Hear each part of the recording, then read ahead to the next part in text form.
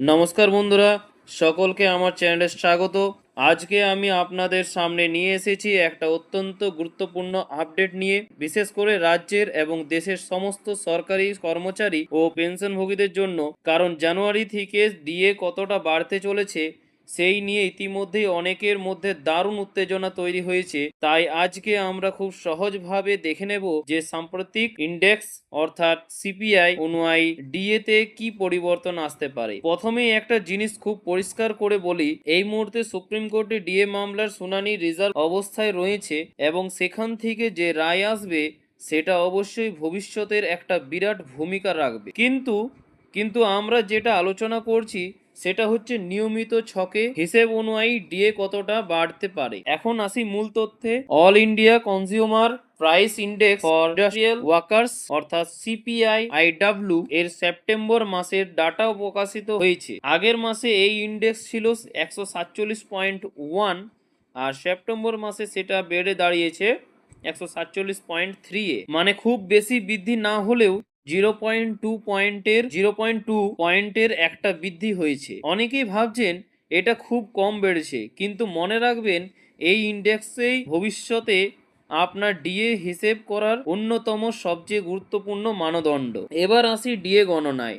আপনারা অনেকেই জানেন বর্তমানে কেন্দ্র এবং কয়েকটি রাজ্যে জুন পর্যন্ত হিসাব অনুযায়ী ডিএ দাঁড়িয়েছিল প্রায় 58% কাছাকাছি। এখন জুলাই, আগস্ট এবং সেপ্টেম্বর এই 3 মাসের ইন্ডেক্স যুক্ত করার পর যে ক্যালকুলেশন বের হচ্ছে তাতে দেখা যাচ্ছে ডিএ দাঁড়াচ্ছে প্রায় 59% আশেপাশে। মানে খুব সহজভাবে বললে প্রায় 1% মতো বৃদ্ধি দেখাচ্ছে। আসলে ডিএ বাড়ার হার নির্ভর করে ইন্ডেক্স কত দ্রুত বাড়ছে তার ওপর। দেখা যাচ্ছে সাম্প্রতিক মাসগুলোতে ইন্ডেক্স বাড়ছে ঠিকই, কিন্তু খুব বেশি হারে নয়, আর এরই প্রভাব পড়ছে ডিএতে। এখনো আমাদের সামনে আছে অক্টোবর, নভেম্বর এবং ডিসেম্বর এই 3 মাসের ইন্ডেক্স। এই 3 মাসে যদি মূল্যস্ফীতি বাড়ে, যদি বাজার দর বাড়ে, তাহলে স্বাভাবিকভাবেই ইন্ডেক্স বেড়ে যেতে পারে এবং জানুয়ারির ডিএ আরও বাড়তে পারে। আবার বাজার স্থিতিশীল থাকলে বৃদ্ধির হার কম থাকতে পারে। তাই এখনই কেউ নিশ্চিত করে বলতে পারবে না যে জানুয়ারিতে ঠিক কত শতাংশ ডিএ বাড়বে। আমরা শুধু সম্ভাব্য হিসেব দেখছি যা ইন্ডেক্সের ওপর ভিত্তি করে তৈরি।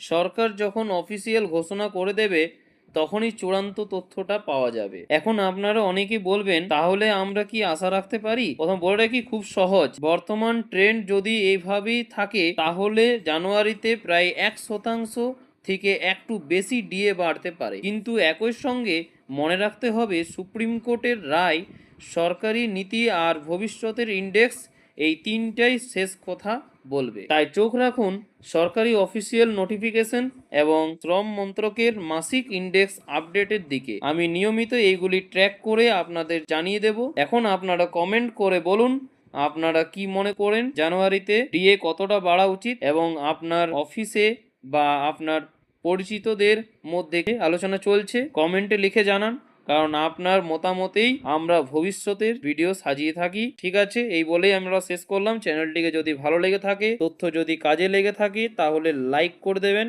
এবং শেয়ার করুন, এবং চ্যানেলটিকে সাবস্ক্রাইব করে বেল আইকনটি অন করে রাখুন, যাতে এই ধরনের গুরুত্বপূর্ণ আপডেট সবার আগে আপনাদের কাছে পৌঁছে যায়। ধন্যবাদ, আবার দেখা হচ্ছে পরের ভিডিও।